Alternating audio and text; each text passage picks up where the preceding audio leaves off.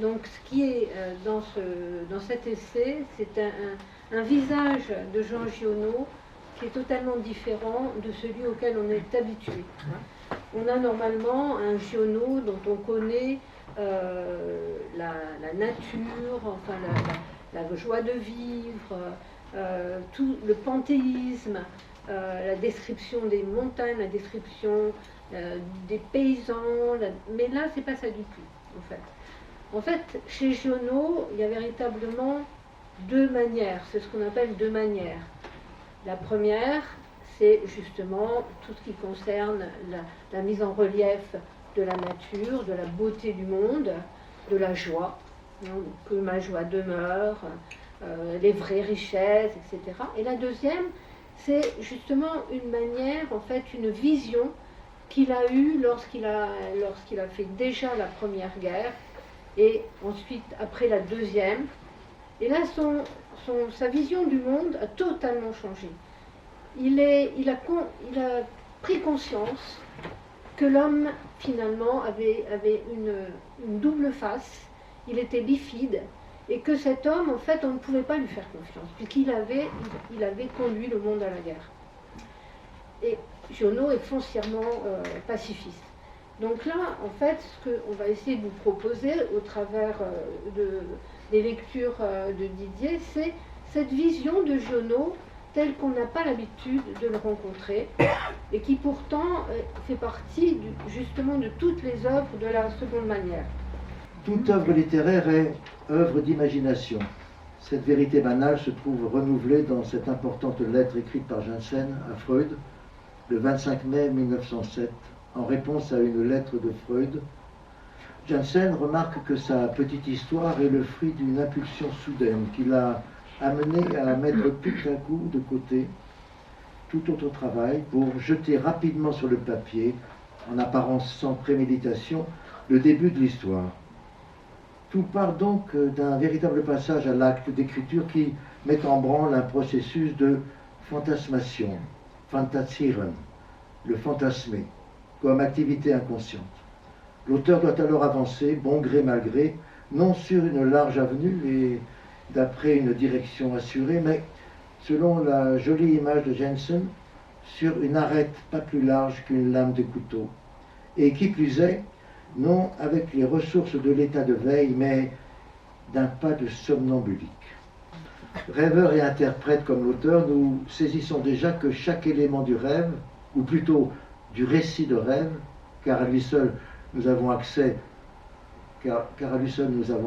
est un nœud, un croisement de plusieurs chaînes narratives. Un véritable tissage se déplace de la pensée profonde dans laquelle se love le désir avec son versant négatif, l'angoisse, de sorte qu'à chaque élément s'en superpose un autre, que chaque élément se condense avec un autre. Nous savons maintenant, et Mélanie Klein, après Freud, de l'au-delà du principe du plaisir, fut parmi les premières à nous le rappeler, que le désir n'épuise pas l'inconscient, puisque la pulsion de mort le porte sur une vague catastrophique quand elle n'est pas celle de la loi du talion. Ce récit du rêve que Giono nous soumet ne se lit pas à livre ouvert. Il suppose le désir de l'interpréter qui, sans créer le sens, en conditionne l'avènement. C'est ce désir d'interprétation qui nous révèle l'aspect pulsionnel du rapport érotique de Giono à l'espace et au roman en général, l'aspect plus profond, plus archaïque que l'opposition très bachelardienne entre haut pureté et bas cruauté. Au fond, l'espace du dedans, c'est la mort, le désir de la mort, Thanatos, qui se projette en Eros sur l'extérieur, mais sans sortir de l'œuvre. Il faut que vous arriviez au bout du compte à voir les tripes à l'envers, parce que vous allez découvrir le Giono d'après-guerre. Angelo II, bien placé pour admirer la force morale de ses pensionnaires, ne commet pas l'erreur de sous-estimer leur frustration. Selon lui, certains sont même des sources de néant. Et dans leur proximité, les autres aveugles perdent pied. Ceux qui ont des yeux ont tellement de ressources. Aucun toutefois n'est aussi malheureux, aussi maudit qu'un homme aux yeux intacts, ayant désappris à voir ou n'ayant jamais appris. On apprend très soigneusement à compter et plus soigneusement encore à calculer. Mais personne n'apprend à voir. Si quelqu'un ne sait pas compter juste, on lui prédit 1000 morts. Mais s'il ne voit pas juste, on ne lui prédit rien, alors que des malheurs bien plus grands sont immédiatement son lot. Et notamment l'ennui. Et sûrement ce qu'on peut appeler de son vrai nom et qui court les rues, l'imbécilité. L'imbécilité. L'imbécilité, nous dit le littré, est une faiblesse d'esprit et de corps, une incapacité. C'est bien ce que je veux dire. Le vrai infirme pour Giono, c'est clairement l'homme moderne qui passe sans émotion devant les spectacles opères qu'il ne sait plus. Ni marcher, ni voir, ni entendre, ni bâtir, ni manger, ni boire, ni vivre. Giono, dans un petit texte intitulé Rondeur des jours, puis dans Le poids du ciel et Triomphe de la vie, donne la réplique au poète Walt Whitman, qui faisait lui aussi de la sensorialité la clé de voûte d'un certain art de vivre. Le monde est là, j'en fais partie. Je n'ai d'autre but que de le comprendre et de le goûter avec mes sens. Voir est un délice, entendre un étonnement voluptueux, vivre une qualité. Sous quelque forme que ce soit, dès que le monde me touche ou dès que je le touche, j'aime exister. Le discours de Juste dans Dragoon 2, version figure, sans conteste, une apologie de la sensation. Ah non, ce parfum a été choisi judicieusement par une femme experte, une femme rare, croyez-moi, et Dieu sait si j'en ai connu. Je vous ai bien vu, j'ai bien vu, je me sers jamais de ce mot-là. Eh bien, aujourd'hui, pour vous, je m'en sers. Juste en tant que porte-parole de Giono, dans cet extrait, rejoint le poète Baudelaire dans le poème Parfum, exotique, qui ouvre le cycle de l'amour à l'intérieur de la section spleen et idéal. Très bien lu. Donc en fait, vous avez compris que cet essai dépasse tout ce qui peut être strictement littéraire. Je rentre au fond des âmes, je rentre au fond des pulsions. Et donc, je vais un petit peu vous mettre les différentes parties, vous montrer la composition de cet essai, vous ne soyez pas trop perdus. Donc il y a une première partie qui est axée sur ce qu'on appelle, dans la formulation lacanienne ou freudienne, la mère archaïque. Donc le culte de la femme. Parce que Giono, en fait, avait une véritable fascination pour les femmes. Mais ce n'était pas n'importe quel type de femme. C'était ce qu'on appelle chez Giono, entre guillemets, des femmes fortes. Et ces femmes fortes, il les décrit dans toutes leurs, finalement, dans tout ce qu'elles peuvent avoir comme sentiment, comme action. Et vous allez voir, en fait, avec la description d'une des femmes fortes, donc justement, qui est Edmonde. Edmonde, c'est une maîtresse femme. Elle est décrite comme une femme qui finalement évolue avec la vieillesse, qui est une femme de tête, une femme d'entreprise.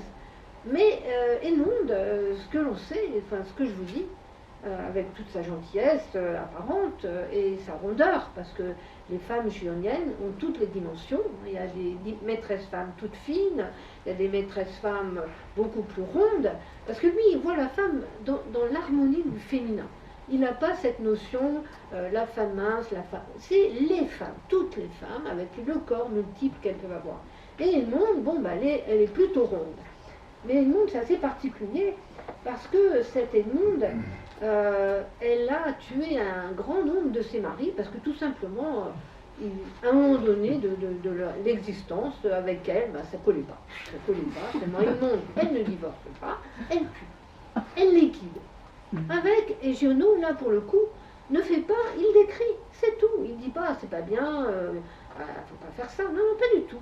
Il est en train, et dans tous ces personnages, c'est ça l'intérêt aussi que j'essaye de révéler dans mon essai, dans tous ces personnages, il montre le double face. Parce que Edmonde, si on la voit tranquille, avec son air bonhomme, on lui donnerait, bon Dieu, sans confession. Oh là, attention. À partir du mois de mai, on l'installe, ou elle s'installe en faisant lentement rouler de ses mains gourdes les roues de son fauteuil sur la terrasse du chalet suisse face à l'est. Cette orientation n'est pas normale, on est à l'abri du vent que face au sud, mais elle a choisi l'est. D'abord parce que c'est de ce côté que vient le printemps, et aussi parce qu'elle peut ainsi profiter de la lumière froide du nord, qu'elle aime et qu'elle reçoit de biais. On peut juger que le mois de mai est un peu tôt pour sortir une paralysée sur une terrasse dans ce pays où la première tiédeur du printemps ne tombe qu'au 14 juillet. Mais Edmond est bardé de graisse. C'est une baleine qui pourrait affronter les glaces du pôle Nord. Au surplus, elle se fait envelopper d'une limousine de berger à 3 collets et à capuchon, et elle a une chaufferette de braise sous ses pieds. Elle vient de passer tout l'hiver à côté du fourneau de la cuisine. Certes, les fenêtres sont larges au chalet suisse et bien à l'abri, elle peut contempler 100 km de neige ou 100 km de ténèbres, de midi concassés par le vent. Mais c'est le fait d'être à l'abri qui gâche son plaisir. Elle a alors évidemment les passions de sa famille à se mettre sous la dent, mais c'est peu, ou bien c'est une nourriture qui ne répond pas à sa faim. Il n'y a plus de lettres d'Alitéa depuis son mariage. Celle-là, Edmond a longtemps regardé avec intérêt le combat victorieux qu'elle menait contre les mathématiques. À ce degré, il a évidemment des rapports étroits avec celui qu'il faut mener contre la vie si on veut vivre. Maintenant, on n'a plus de nouvelles d'Alitéa, c'est ça, hein, que par la radio, la télévision ou les journaux d'extrême gauche qui la prônent et publient souvent sa photo chaque fois qu'elle découvre que 2 et 2 ne font pas 4. Qu'est-ce qu'elle est allée faire de ce côté gauche? C'est son mari qui l'a poussée, incapable de lui faire un enfant. Il lui a fait des idées. C'est bien la peine qu'elle soit si jolie.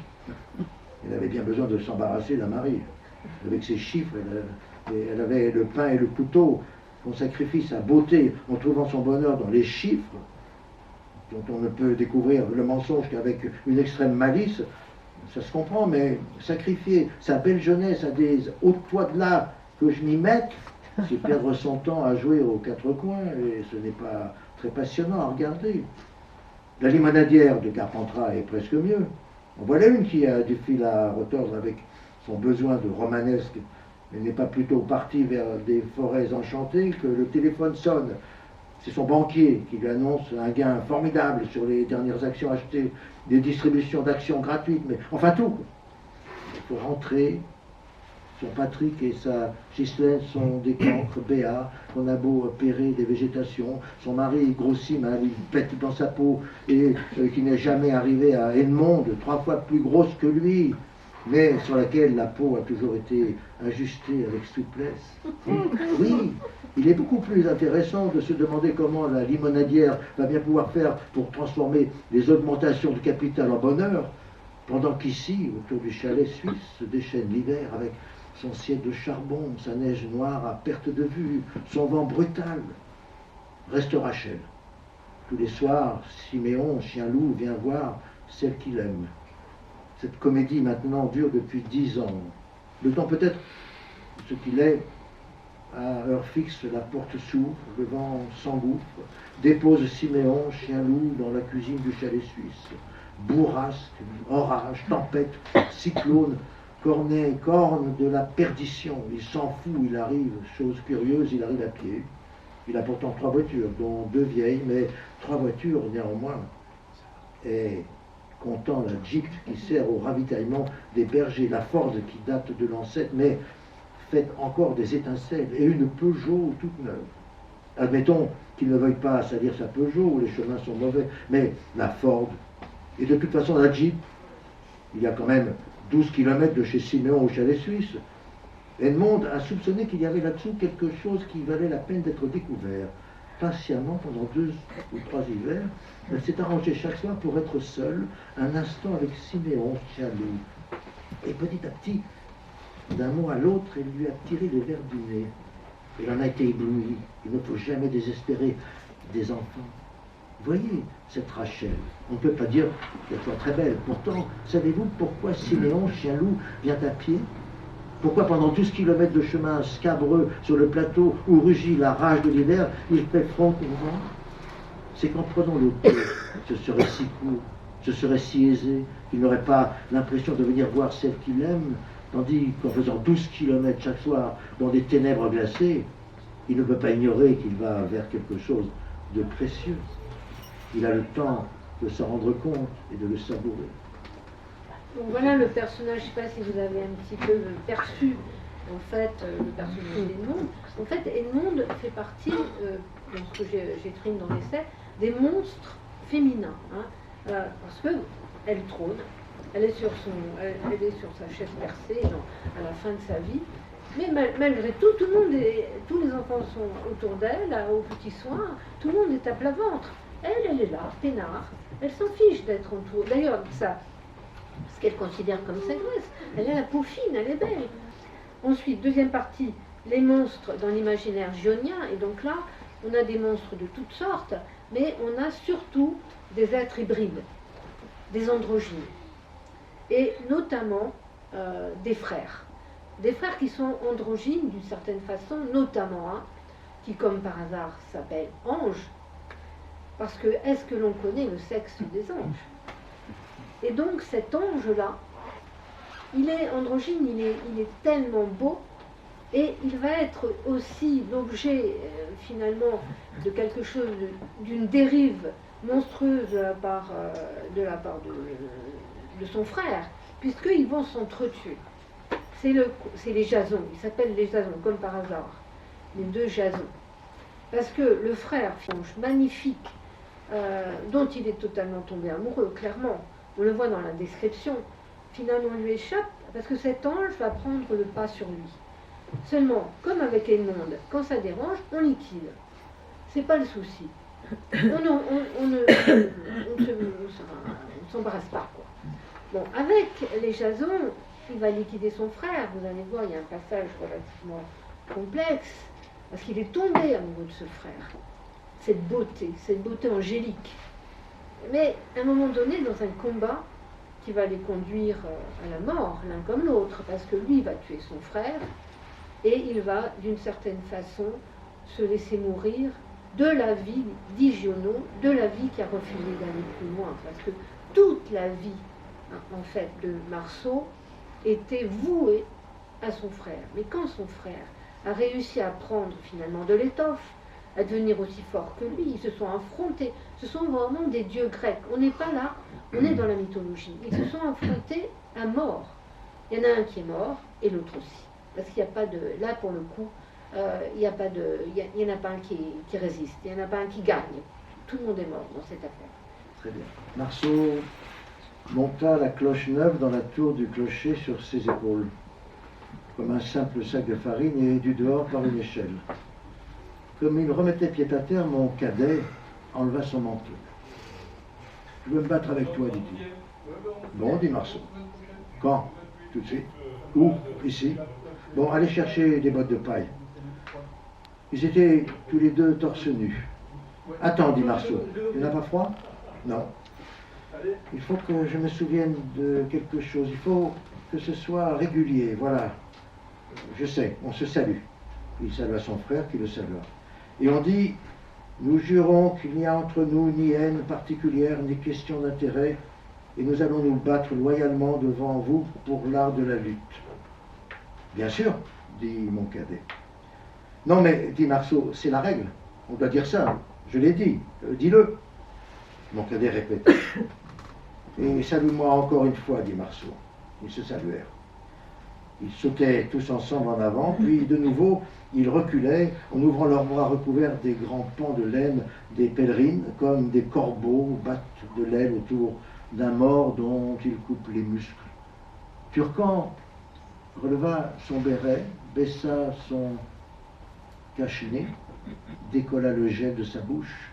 « Trop vieux, dit-il. Plus de souffle, n'en peut plus. » Il remonta son cache-nez, tira son béret sur ses yeux, regarda la bataille, sautant sur place dans ses grandes ailes de laine. Taillon, le jeune, baissa son cache-nez, releva son béret. « Cadet a 20 ans de moi, dit-il. » puis il fit un saut de côté, car la bataille lui roulait aux pieds. Et la même mère, dit-il. Quoi? Dit Faury. Je dis, dit Paillon le jeune, mais il fallait être renversé par la bataille qui lui bouillait aux jambes. Il ouvrit ses bras sous son manteau, faisant reculer ceux qui, derrière lui, le poussaient trop en avant. Je dis que c'est la même mère qui les a fait l'un et l'autre. Ce n'est pas étonnant. Mais Marceau souffla un soupir de bœuf.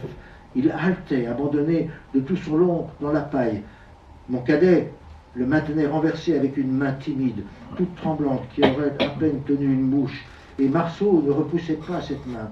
Il s'y accrochait, il la serrait contre son cœur, puis il la repoussa, il se mit lentement à genoux et il se dressa. Non, dit-il, non, non, non, petit, je ne suis pas battu, pas du tout.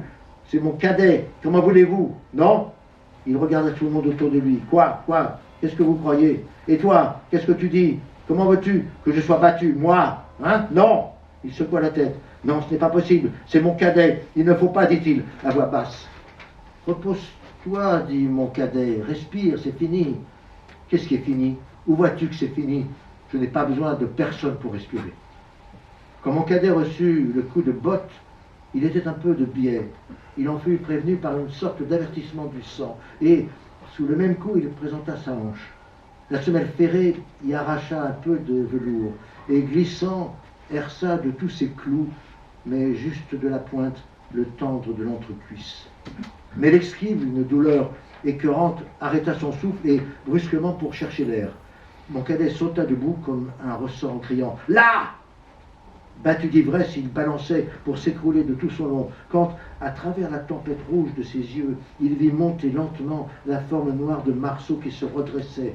Ivre de mal et de colère, il regarda l'autre aveugle qui s'établissait lourdement sur ses jambes, bien écartées. Alors, de tout son cœur, il frappa de tout son poids avec la pointe de son soulier, bien à l'emplacement où l'autre portait son sexe. Et malgré l'effort, il resta debout, pendant qu'il entendait longtemps, comme un éboulement de roches, le grondement de Marceau qui s'effondrait. Voilà, on a compris. Ce qui est intéressant, justement, c'est ce que j'essaye de démontrer. Là, ce sont des extraits qui attestent de ce que j'essaye de démontrer dans l'essai. De démontrer que là, Giono parle de sexe, il parle d'homosexualité, il parle d'inceste blanc, ce qu'on appelle en psychanalyse l'inceste blanc. C'est là, en fait, pourquoi insiste-t-il tellement sur le fait que Marceau veuille absolument mettre un coup de botte dans le sexe de son frère, et avec avec une volonté démoniaque? C'est parce qu'en fait, c'est justement le sexe de son frère qu'il a toujours désiré, c'est la beauté de son frère qu'il a toujours désiré, et il aurait aimé que ce frère restât toujours à sa merci, totalement prisonnier de l'affection qu'il pouvait, et de l'amour qu'il pouvait lui témoigner. Et qu'est-ce que Giono essaye de nous dire? Peu importe si on est un colosse ou pas. Ici, il est tout simplement amoureux. Il y en a deux, il y en a un de trop. Il ne faut pas que le cadet s'échappe. Giono, il y a une description de la fille de Giono qui montre qu'en fait, c'est le portrait de l'artiste en monstre. C'est ce que je démontre aussi dans l'essai. Je fais allusion à Francis Bacon, des artistes qui se sont eux-mêmes représentés en monstre dans le fameux self-portrait. On a aussi Frida Kahlo qui se montre elle-même en monstre, malgré elle, quand elle est justement sur sa chaise roulante, et qu'elle exprime toute l'authenticité de son désir et de sa féminité et de toute la force qu'elle peut posséder en dépit de son handicap, parce qu'elle a eu bien évidemment la colonne vertébrale brisée. Et donc, on a une vision, Giono essaye de nous montrer justement que c'est ça qui va essayer de déployer, d'écrire tout un tas de monstruosités qui peuvent se passer dans un univers anodin. Donc là, les deux frères, au début, si vous lisez les deux cavaliers de l'orage, ils sont bien gentils. Il y a le Marceau qui apprend à son cadet, tout le monde est bien, tout le monde avance, et puis tout d'un coup, ça s'inverse. Et ça arrive à la mort. Ça n'arrive pas à, je ne suis pas contre toi parce que tu es plus... Non, je te tue, point. terminé, on n'en parle plus. Commençons ce chapitre Ouais. par une anecdote que nous rapporte Aline Giono dans le registre des souvenirs. Ma sœur et moi étions en train de faire nos devoirs sur la table de la salle à manger quand papa est rentré. Mais ce jour-là, voici le dialogue qui nous parvint de la cuisine. Maman, mon chéri, j'ai quelque chose à te dire, mais surtout ne te fâche pas. Papa, tout prêt à se fâcher naturellement. Pourquoi veux-tu que je me fâche? Maman, parce que ce que je vais te dire ne te fera pas plaisir. Voilà, tu as changé, je ne te reconnais plus. Papa, ahuri. Tu ne me reconnais plus? Mais qu'est-ce que c'est que cette histoire? Maman, non, non, tu n'es plus le même, tu n'es plus aussi gentil qu'avant. Ah, ça alors par exemple. Et à quoi vois-tu que je suis, comme tu dis, moins gentil qu'avant? C'est très simple, au début, quand je t'ai connu, tu ne tuais personne. Comment ça, je ne tue personne? Et aujourd'hui, je tue plus qu'avant? Parfaitement. Aujourd'hui, dans tes livres, tout le monde meurt, tu fais passer tes personnages de vie à trépas pour un oui ou pour un non, tu les exécutes à chaque page, et tu n'étais pas comme ça avant. Et c'est pourquoi je trouve que c'est méchant, et que tu as changé, voilà. Donc il s'agissait de ton travail. Papa fut piqué au vif. Alors ça, par exemple, il en bégayait presque d'indignation. Si je tue, c'est que j'ai mes raisons, c'est que l'histoire l'exige, c'est mon métier tout de même, et je sais que ce que j'ai à faire, c'est comme si je reprochais de mettre trop de ceci ou de trop de cela dans tes plats. Il arrive bel et bien de le reprocher.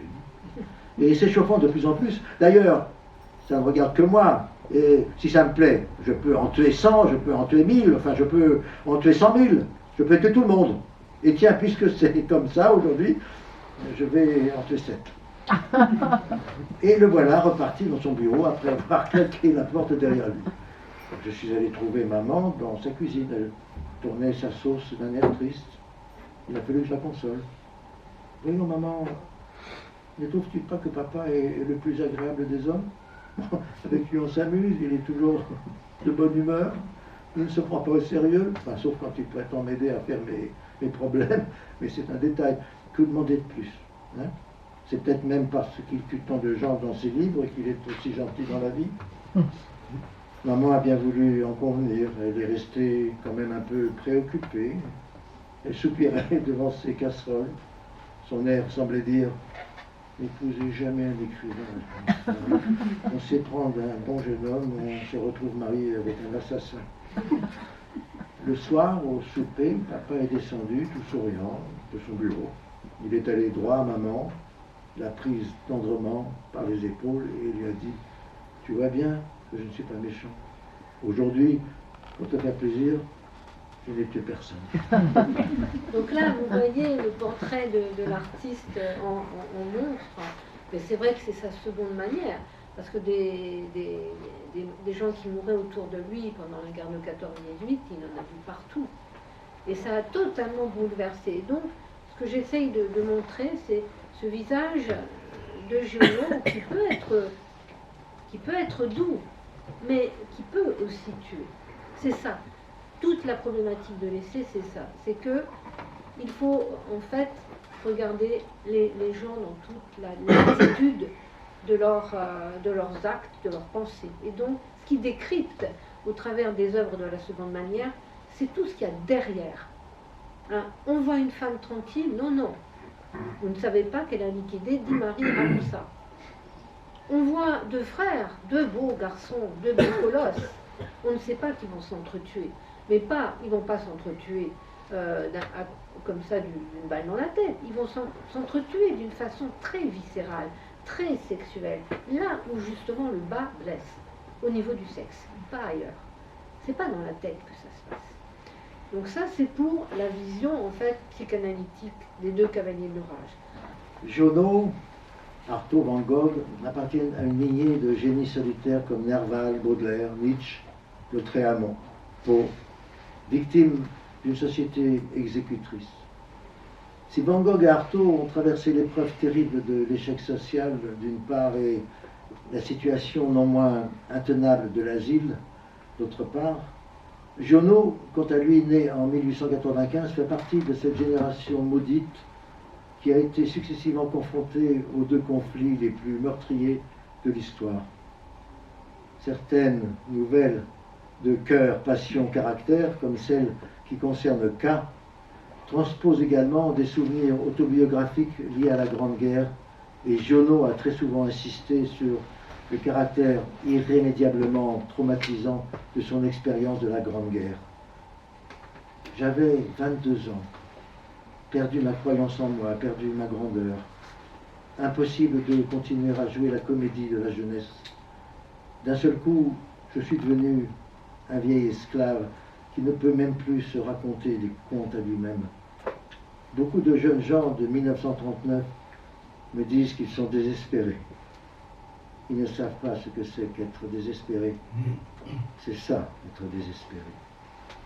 Voilà. Donc là, vous avez un petit peu, en fait, la genèse, ce portrait d'un homme qui a perdu toute confiance en l'homme, en fait, hein, en l'humanité tout court. Donc, il ne peut voir que tout le temps les deux faces. Toujours, il n'y a pas. Rien est finalement pas. Il voit tout. Même les gens qui cachent, ils voient tout. Par tout un tas de systèmes. Parce qu'il a tout vu, il a vu le mal dans toute sa splendeur, en fait. Donc là, il y a un passage qui est là, hein, de deux cavaliers de l'orage qui est bien, qui est court. Vous l'avez ? Voilà. Merci beaucoup. La réjouissance, et qu'est-ce qu'il y a dans l'homme? Il y a la tête et le corps. Coupe-toi la tête, qu'elle est petite. Mets ton corps à côté, qu'il est gros. Il a de mécanique. Que ça s'engeance là-dedans, de tous les côtés, une chose faisant marcher l'autre. Il est clair que si quelque chose te réjouit le corps, quelle réjouissance dans toute cette mécanique. Qu'est-ce que c'est que la tête? On n'y comprend rien. Et qu'est-ce qu'il y a dedans comme mécanique? Une cervelle. Et qu'est-ce que c'est que cette cervelle? C'est comme du charbon blanc, ça s'échauffe. Et qu'est-ce qui réjouit le charbon? Le feu. Voilà ce qui réjouit le charbon qui le brûle. Voilà la domination. Que fait la domination? Elle réjouit la tête. Il y a le plaisir d'abattre et de gagner. Il y a le plaisir de démolir et de renverser. Il y a le plaisir de tuer. Et c'est le plaisir de dominer. C'est la réjouissance. C'est la danse.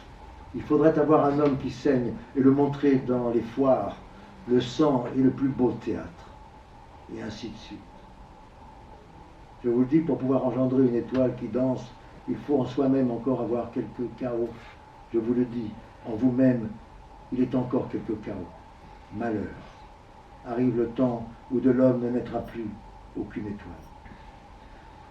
En conclusion, je me cite, Giono, pas moi, penseur, romancier, poète, peintre et musicien, a plus d'un secret dans son sac. Passé muscade, la formule exclamative appartient au vocabulaire des prestidigitateurs. La réussite du tour était ponctuée d'un passé muscade, destiné à provoquer l'enthousiasme des spectateurs. Giono est à l'image de tous les personnages de bonimenteurs, escamoteurs, bonneteurs, acrobates que l'on retrouve dans son œuvre. Donc là, c'est encore un exemple dans un autre texte, finalement, que j'essaye de délucider de cet aspect, entre guillemets, monstrueux de l'écrivain, qui va, comme ça, finalement, ses enfants, sa femme le découvrent, tuer un maximum de gens. Voilà. Finalement, il y va sec. Si on les compte déjà, ceux qu'il a tués, ils sont dans tous les styles. Hein. Il n'est pas... il ne choisit pas des jeunes filles, des hommes, enfin peu importe. À partir du moment, il veut nous montrer que tout est possible. Il y a finalement ce qu'on appelle, c'est Hannah Arendt, hein, la banalité du mal. Voilà. On peut avoir l'air tranquille et être un assassin. Ça se voit tous les jours.